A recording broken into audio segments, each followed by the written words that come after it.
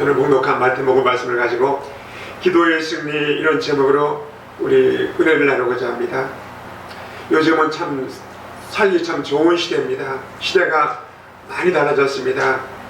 그래서 우리 마트에 가면은 우리 밥부터 시작해서 또 추어탕까지 떡볶이까지 없는 것이 없고 돈만 주면은 사다가 먹을 수 있는 이런 편리한 시대에 살고 있습니다. 또 필요한 정보를 인터넷을 통해서 또 모든 것을 구입하고 충족하고 또 누리며 살아갑니다. 그래서 일상생활이 너무너무 좋은 천국 같은 삶입니다. 또 여자분들은 특별히 이제 빨래하는 것, 밥하는 것, 스위치 하나만 누리면은 다 알아서 해줍니다. 그런데 이렇게 편하고 좋은 세상이 됐지만은 그럼에도 불구하고 사람들이 너무 조급하고 바쁘다는 겁니다. 좀 살만한데 좀 여유있게 살았으면 좋겠는데 그러지를 못합니다. 옛날에 비해서 정말 넉넉하고 편리한 세상이고 좀 여유있는 삶인데 우리 삶은 여유있게 살면 좋을 텐데 왜들 그렇게 바쁘게 사는지 모르겠습니다. 여러 가지 이유가 있겠지만 가장 큰 이유 가운데 하나는 바로 욕심과 탐심입니다. 그것이 우리 속에 가득하게 또 풍족하게 또 차여져 있어서 만족할 줄 모르고 여유있게 살려두지 않는 것이 어둠의 세력의 이런 방해 세력입니다. 그래서 너도 나도 정신없이 바쁘게 뛰어다니면서 일을 하다 보니까 심각한 문제가 생겼습니다. 영혼생을 잃어버리고 또 이 주일도 듬성듬성 또 드리고 또 말씀을 멀리하고 기도생활은 좀처럼 하기 어려운 시대가 되어버렸습니다. 성도 여러분, 혹시 이것을 아십니까? 하나님은 성실한 사람을 좋아하십니다. 또 부지런하고 바쁜 사람을 좋아하십니다. 그러나 예배될 시간이 없이 주일도 지키지 못할 정도로 바쁜 것은 하나님의 축복이 아니라는 사실을 아십니까? 그것이 바로 마귀의 고란수 대략된 것을 우리가 알아야 합니다. 현대에 와서 마귀는 아주 고란수로 우리를 넘어뜨리려고 합니다. 우리가 하나님과 거리가 멀어지게 하는 전략으로 바쁜 것을 이용한다는 겁니다. 그래서 예배를 등한하게 되고 영성이 식어지고 또 은혜도 떨어지고 그러다 보니까 신앙생활에 별로 맛이 없습니다. 그리고 교회를 멀리하게 되고 그러다 보니까 언젠가 모르게 세상사람이 되어버리고 마는 것입니다. 그것이 바로 마귀의 전략입니다. 그렇기 때문에 우리의 삶을 늘 되돌아봐야 합니다. 좀 더 하면서 움켜쥐며 발버둥치는 이런 삶이 아니고 하나님과의 관계가 어떤가를 늘 점검하는 우리가 되어야 줄로 믿습니다. 몸이 아프면은 우리 민감하게 반응합니다. 건강 체크를 하듯이 우리 영적 건강을 늘 점검하는 우리가 되어야 줄로 믿습니다. 오늘 하나님의 우리에게 주신 말씀을 보면은 주님이 공생의 마지막 시간을 앞두시고 마지막 사역에 뭔가를 우리에게 보여주십니다. 그것은 다른 것이 아니고 겟세마네 동산에서 기도했다는 겁니다. 주님은 공생을 시작하기 앞서 40일간 금식을 하십니다. 그리고 사역을 하시면서 많은 시간을 기도에 할애하십니다. 그리고 오늘 우리 인류 죄악을 위해서 갈보리 십자가에서 십자가를 지시기 전에 문제 앞에 하나님 앞에 간절히 기도하는 시간을 또 할애하십니다. 사실 그때 주님은 기도할 시간이 없었습니다. 내일이면 십자가에 돌아가시는데 얼마나 마음이 고나고 공유했겠습니까? 그것을 피할 방법도 없고 그렇게 할 수도 없다는 사실을 주님은 너무도 잘 알고 계셨습니다. 그렇기 때문에 그동안에 가르쳤던 제자들을 잘 단속하고 또 마지막 임종하면서 해일 준비를 해야 할 터인데 그 바쁘신 와중에 가장 중요한 시간을 겟세마네 동산에서 기도를 하러 가십니다. 여기서 우리는 좀 더 주님이 우리를 얼마나 소중히 여기 있는가를 보여주고 있습니다. 그리고 그 기도의 결과가 어떤 것인가를 우리에게 보여주고 있습니다.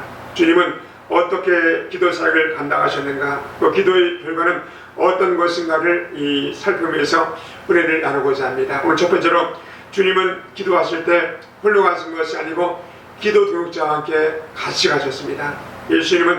예수님의 제자는 12명입니다. 그 외에 수많은 제자들과 여자들이 공생의 3년간 동안 따라다녔습니다. 그런데 그 중에서 12명만을 데리고 성찬식을 거행하십니다. 그러다가 가룟 유다는 그 자리를 떠났고 11명만 데리고 겟세마네 산으로 올라가십니다.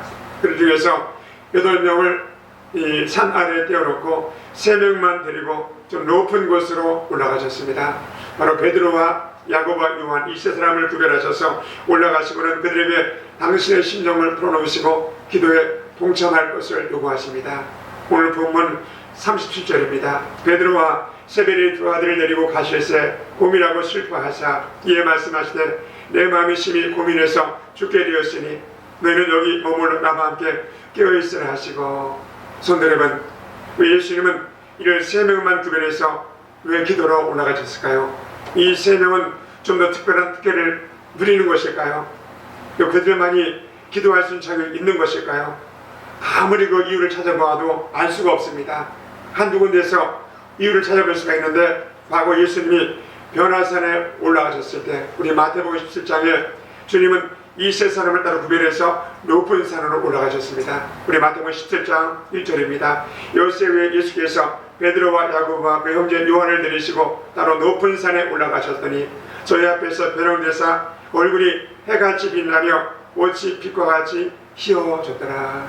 거기서 그들은 주님의 변화된 모습을 봤습니다. 그리고 거기서 모세와 엘리야를 만났습니다. 그리고 그들은 주님이 하나님의 아들인 것을 받았습니다. 그리고 장차 인류의 죄를 부족하기 위해서 죽을 것을 그때부터 알고 있었던 것입니다. 그렇기 때문에 주님은 예수님이 하나님의 아들이심을 믿었던 그들에게 기도에 동참하라고 세 명만 데리고 겟세마네로 올라갔던 것입니다. 적어도 주님이 누군가를 알아야 기도에 동참할 수가 있다는 겁니다. 우리 기도하면 응답이 있다는 것을 알면은 여러분 기도할 수 있다는 겁니다. 그래서 우리 이 연세중앙교회 윤소초 목사님이 기도 가운데 그런 얘기를 하십니다. 여러분, 기도에 응답만 있다면 밥 먹고 할 일이 기도밖에 없지 않습니까? 여러분, 하나님 앞에 주님이 어떻게 기도하시는가, 여러분 기도에 미치는 여러분 되시기 바랍니다. 그런 설교한 내용을 기억합니다.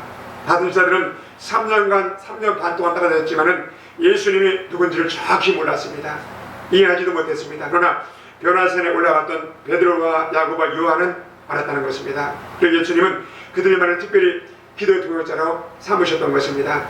사랑하는 성도 여러분, 우리가 예수님이 하나님의 아들 되심을 믿고 우리를 죄에서 구원하신 구주심을 믿는다면 주님이 찾고 계시다는 기도의 동역자가 될 수가 있다는 겁니다. 주님은 그때만이 아닌 지금도 주님의 거룩한 이 사역에 기도할 기도 동역자를 찾고 계십니다. 겟세마네 동산 그곳에서 기도의 동역자가 필요했던 것처럼 오늘 우리가 살고 있는 이 시대에도 주님은 주님의 영혼 구원 사역에 동참하는 기도하는 동역자를 찾고 계십니다. 누가 기도의 동역자가 될 수 있을까요? 주님의 마음을 아는 자고 또 주님의 소원을 알고 있는 자입니다. 또 세 번째로 주님이 뭘 귀하게 여기시고 주님이 기뻐하는 것을 뭔가를 아는 자가 할 수가 있다는 겁니다. 어제는 우리 집사람과 같이 이야기를 나누는데 그런 얘기를 합니다. 관리 오시는 분 중에서 이 사업하는 집사님이 한 분 계신데 그분이 선물을 사러 이 아들과 함께 명품 매장에 갔답니다. 근데 그 아들이 어머님이 이제 모시러 갔다가 어머님이 그 물건을 보는 순간에 아들이 너무 귀한 것이 많으니까 이렇게 보고 뭘 이렇게 열심히 봤답니다. 그러니까 자기가 평소 갖고 싶었던 시야가 이렇게 깊었었나. 그래서 가만히 보고 있으니까 엄마가 선물을 그러고 있다. 개똥아, 너 뭐 갖고 싶어 했더니 아니에요 엄마, 그냥 보는 거예요. 어머님 모르세요. 그렇게 했답니다. 그러니까 아니야, 너 이거 갖고 싶어? 그러면서 하는 내가 이거 얼마예요? 물어봤더니 세상에 그 시계가 1000만 원을 호가하는 시계예요. 그래서 뒷시계 가지고 950만 원짜리인데 그 아들이 그런 얘기를 합니다. 엄마, 나는 아직 자립을 못했잖아요. 내가 나중에 벌어서 살 테니까 엄마 이런 거 하지 마. 남들이 욕해요 엄마. 그러니까 누가 욕해? 아니 내 아들에게 엄마가 사주겠다면 어떤 놈이 욕해? 여기서 보면 이거 하나 빨리 포장해 주세요 하면서 그 시계를 950만 원짜리 시계를 사줬대요. 그걸 듣는 순간에 부럽기도 하고 대단하기도 하고. 참, 그런데 거기서 내 마음을 울리는 것 중에 하나가, 아니 엄마가 아들 사주니 누가 뭐라고 그래? 그런데 그 마음이 감동되더라고요.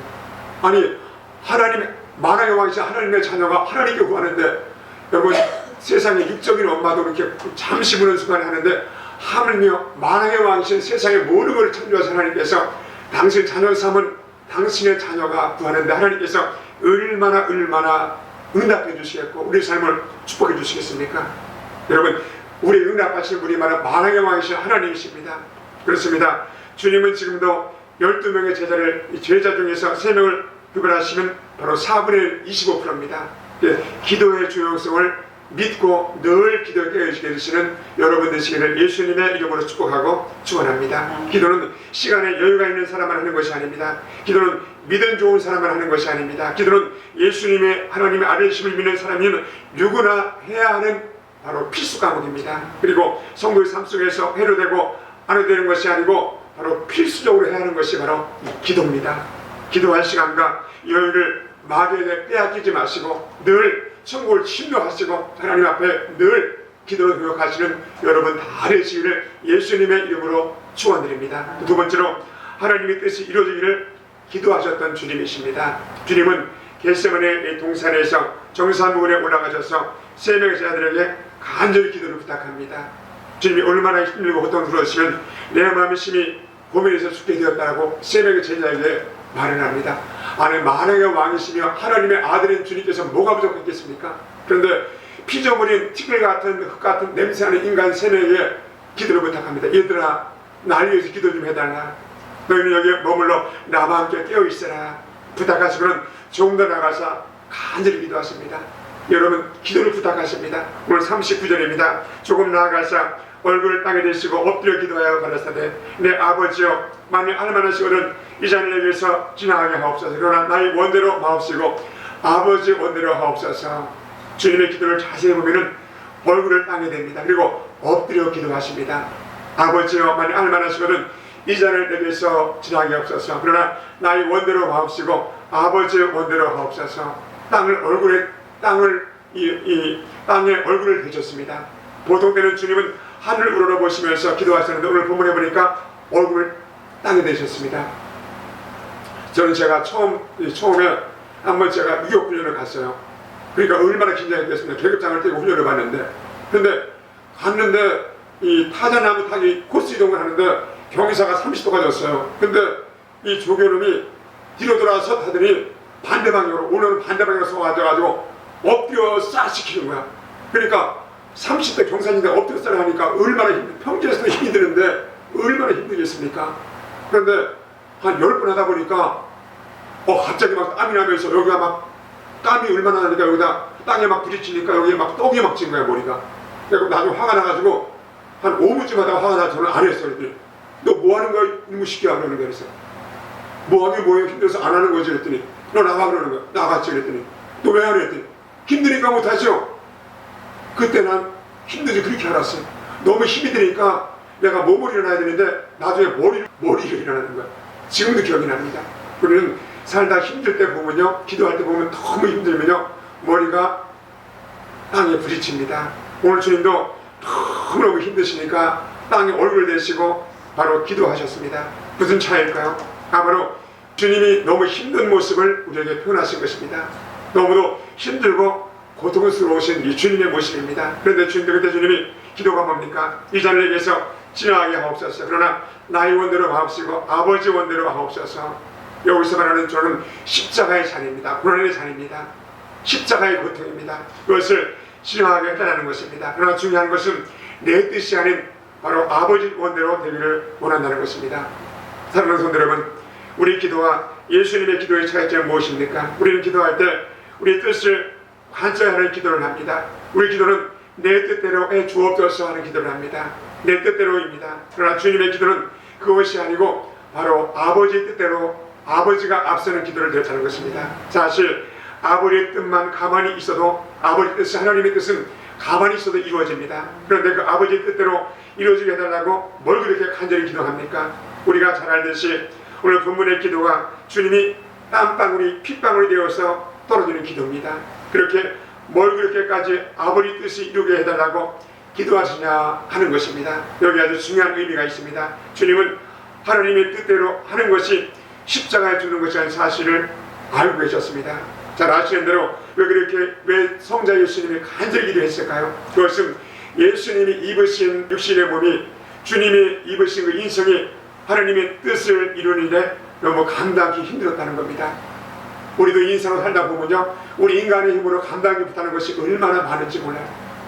특별히 이제 혈육을 같이 나는 혈육이 나를 막 찢을 때, 나를 낳은 주인 부모가 나를 찢을 때, 또 하나님께서 등을 돌릴 때, 그때 얼마나 힘든지 모릅니다. 그래서 이 하나님의 뜻을 이루는 일에 너무 감당하기 힘이 드시니까 그것을 감당하게 해달라고 오늘 성부 하나님 앞에 아버지께 요구하는 겁니다. 아주 중요한 것입니다. 그것은 하나님의 아들이신 예수님도 육신을 입으셨기 때문에 하나님의 뜻이 이루어지도록 그토록 간절히 기도하셨던 것입니다. 하물며 우리는 신성이 없는 육신을 입은 연약한 존재들입니다. 그러니 얼마나 더 열심히 기도해야 할까요? 주님은 앞날을 내다보실 수 있는 예제 능력도 있으셨고 또 그토록 열심히 기도했습니다. 그런데 우리는 단 한 치 앞도 알지 못하는 것이 우리 인생입니다. 한 치 앞에 뭐가 있는지, 한 치 앞에 장애물이 있는지 알지 못하는 인생인데도 간땡이가 부어서 하나님 앞에요, 예배를 내팽개치고 말씀을 내팽개치고 하나님 앞에 기도의 간땡이가 푼 것이 마지막 때 우리 목사들의 모습이고 우리 성도들의 모습입니다. 그러니 우리는 더 열심히 우리 기도해야 합니다. 우리 예수님은 인간의 연약함과 죄악됨을 다 하셨습니다. 그래서 죽음 앞에 두려워 떠는 제 아들이 어떤 짓을 할 때도 잘 알고 계셨습니다. 그래서 제 아들을 위해서 간절히 기도했습니다. 제자는 이 예수님을 버리고 다 도망을 칩니다. 그래서 그 죽음에 대한 두려움이 십자가를 지는데 방해되지 않도록 기도로 몸부림을 치십니다. 성도 여러분, 우리도 속히 내 뜻을 접어야 기도가 이루어짐을 믿으시길 바랍니다. 내 뜻을 앞세우고 기도할 때 응답이 없습니다. 간혹 또 하나님께서 우리 기도에 응답을 주십니다. 그러나 그것은 한계가 있습니다. 그런데도 인간의 고집이 얼마나 센지 모릅니다. 그러나 명심하시기 바랍니다. 우리 인간의 피조물의 고집보다 하나님의 고집이 얼마나 세신지 모릅니다. 그렇기 때문에 속히 주님의 기도를 따르시는 여러분 되시기를 축복합니다. 그러니까 성령의 뜻에 늘 순종하시는 여러분 되시기 바랍니다. 내 자식도 하나님의 뜻대로 되게 달라고 하시고 내 사업도 내 가정도 아버지 뜻대로 되게 달라고 우리 기도해야 합니다. 이 기도가 잘 안 나옵니까? 여러분 얼굴을 땅바닥에 대시기 바랍니다. 그러면 됩니다. 죽음의 눈 앞에 어른거리면 아버지 뜻대로 기도가 나오게 되는 겁니다. 지금까지 이렇게 사역하면서 기도하는 사람을 유심히 보잖아요. 유심히 보는데 어떤 사람이 이 기도를 많이 할까, 어떤 사람이 순종을 많이 할까 제가 보잖아요. 그러면요 별 사람이 다 있어요. 어떤 사람은 이 장애자에 올라가서 옆 분야에서 선도를 기도하는 사람이 있고 어떤 사람은 또 바닥에 나와서 기도하는 사람이 있고, 그런데 보편적으로 보면은 장애자에서 창문 좌우 쪽을 향해서 무릎을 꿇고 머리를 숙이고 기도하는 분들이 순종을 많이 하시고 하나님 앞에 열매가 많이 있는 것을 체험합니다. 그만큼 간절하다는 겁니다. 그래서 우리가 하나님 앞에 이 얼굴을 땅에 대지 않았다면 아직도 덜 죽었고, 그래서 내가 살아있다는 것입니다. 우리 삶에 늘 우리 성령의 순종함으로 하나님 앞에 늘 주님의 뜻 가운데 가는 우리가 되십시다. 세 번째로 우리의 삶에 시험이 다가옵니다. 그래서 이 시험을 이기기 위해서 세 번째로 시험을 이길 수 있는 것을 달라고 우리는 기도해야 합니다. 우리 삶에는 수많은 시험이 찾아옵니다. 주님이 기도를 하시다가 중단하시고 내려가 보시니 세 명의 제자 베드로와 야고보와 요한이 잠들어 있습니다. 오늘 40절입니다. 제 아들에게 오사 그 자는 것을 보시고 베드로에게 말씀하시되 너희가 나와 함께 한시 동안도 이렇게 깨어있을 수 없더냐. 시험에 들지 않게 깨어있을 기도하라. 마음에는 온유로되 육신이 약하도다 하시고, 여기에 한시 동안은 바로 1hour입니다. 1시간 동안. 그러니까 우리는 세상을 이기기 위해서 꼭 하루에 1시간은 깨어서 기도해야 합니다. 그런데 여러분 주님의 아주 무서운 경고를 아십니까? 오늘 41절에 이렇게 말합니다. 시험에 들지 않게 깨어있을 기도하라. 마음에는 온유로되 육신이 약하도다. 우리 삶에는 수많은 시험이 매 순간마다 우리를 바로 이 어둠의 세력으로 인도한다는 겁니다. 그래서 이 말을 뒤집어 생각하면 기도하면 안 하면 시험이 온다는 것입니다. 그리고 기도 안 하면 육신이 약하기 때문에 어떻게 될지 모른다는 것입니다. 반대로 이 말은 기도하면 육신의 약함이 때문에 찾아오는 시험을 이길 수가 있다는 겁니다. 결국 기도는 왜 해야 합니까? 기도는 문제 해결의 또 열쇠가 되고 또 응답의 키가 되지만은 문제 예방의 방법도 된다는 겁니다. 그래서 우리는 문제가 있을 때 나와서 기도하는 것이 아니고 형통할 때, 풍성할 때 아버지한테 많이 기도로 쌓아줘야 합니다. 다시 말하면 기도는 문제들에 요소되지만 그러나 사전에 기도를 많이 하면 아예 문제가 찾아와도 그것이 문제가 되지 않게 하는 능력이 그 기도 가운데 있다는 겁니다. 기도는 문제를 예방하는 하나의 방편이라는 겁니다. 왜 작은 시험에 펑펑 넘어집니까? 그 시험의 문제가 아니라 시험을 견디어 내 영성이 없는, 능력이 없는 것입니다. 왜 그렇습니까? 기도가 없기 때문입니다. 그래서 평상시에 기도를 많이 해야 합니다. 평안할 때 기도해야 하고 건강할 때 우리 기도해야 합니다. 일이 닥치고 나서 기도하는 것은 바로 하수입니다. 쪼잔한 자가 하는 것이고 일이 닥치기 전에 미덕이게 기도하는 것은 보수입니다. 보수. 인생을 사는 동안에 인생을 지혜롭게 사는 자는요 지혜롭게 인생을 삽니다. 공부를 해도 지혜롭게 공부를 하고 사업을 해도 지혜롭게 공부를 하고 하나님의 예배해도 지혜롭게 합니다. 그래서 고수, 여러분 기도의 고수, 우리 예배의 고수, 믿음의 고수가 되시는 여러분 되시기 바랍니다. 주님은 당신 앞에 닥칠 시험이 얼마나 힘들고 어려운지를 아셨기 때문에 간절히 성바라니 앞에 기도하십니다. 그것도 한 번에 그치지 않습니다. 3번씩 간절히 기도하십니다. 온몸이 땀이 기범에 대해서 기도하십니다. 여기 보니까 핏방울이 떨어지듯이 기도했다 이렇게 말합니다. 혈관이 터져가지고 여러분 기도했다 이렇게 말합니다. 기도의 결과가 무엇입니까? 그 주님은 그 기도에 응답을 받으셨습니다. 하나님의 뜻이 뭔지를 알았고 그것을 감당하기로 결단하셨습니다. 그래서 주님은 이 겟세마네 기도 후에 십자가를 당당하게 해주십니다. 여러분 기도를 많이 하면요 아무리 많은 어려움과 환난이 와도 여러분 당당할 수가 있습니다. 겟세마네 동산에 올라갔을 때 고민해서 죽게 됐다고 하셨는데 기도회는 당당하게 일어서셨습니다. 그리고 제 아들에게 선포하십니다. 오늘 45절입니다. 예, 제 아들에게 오사 이르시되 이제는 자고시라 보라 내가 가까웠으니 인자가 제 손에 팔리 오느니라. 일어나라 함께 가자. 보라 나를 파는 자가 가까이 왔느니라. 이 주님은 참으로 당당하게 고난을 맞이하십니다. 그리고 십자가를 지십니다. 절대로 도망가거나 괴로워하지 않습니다. 그러나 기도를 하지 못한 자들은 어떤 모습입니까? 다 도망칩니다. 예수님을 부인합니다. 엄청난 시험이 되었습니다. 성도 여러분, 우리 주님의 십자가의 승리는 십자가를 지신 후에 승리하신 것이 아닙니다. 이미 그 승리는 겟세마네 동산에서 결판이 난 것입니다. 기도하시면서 이미 승리하신 것입니다. 기도로 승리하시니 십자가에서 당당히 승리하실 수가 있었던 것입니다. 우리 많이 뵙습니다. 오늘 시대 우리 주님은 우리에게 승리를 주시려고 합니다. 우리 삶을 축복하시려고 합니다. 그런데 우리가 기도를 하지 않습니다. 하나님 앞에 구하지를 않습니다. 여러분 기도를 회복하시기 바랍니다.